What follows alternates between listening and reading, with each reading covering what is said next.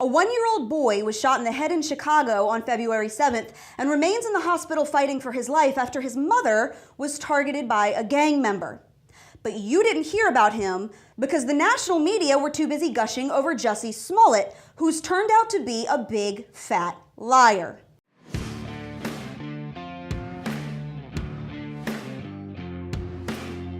Around 5:30 p.m. on February 7th, 1-year-old Chase Irving was shot in the head in Chicago while sitting in a car with 2 other children after police say a gang member targeted his mother and missed. Chase's grandmother quickly drove her grandson to a nearby hospital in critical condition, where he now faces countless surgeries and an unknown future. He's 1.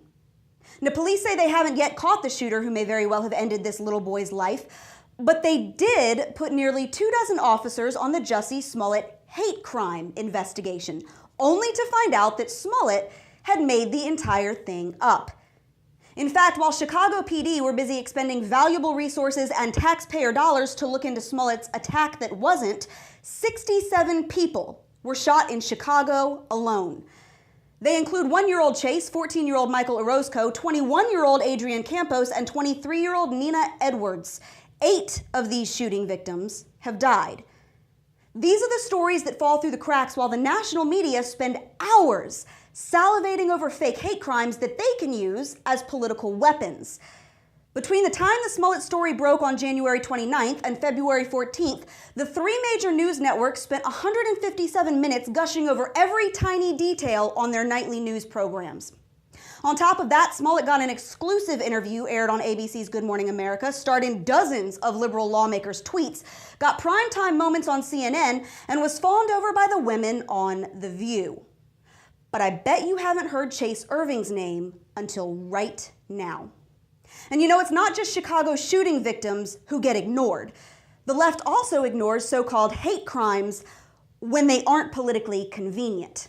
James Phillips, for example, was arrested on February 16th after reportedly pulling a gun on Terry Pierce and his wife for wearing MAGA hats at a Kentucky Sam's Club.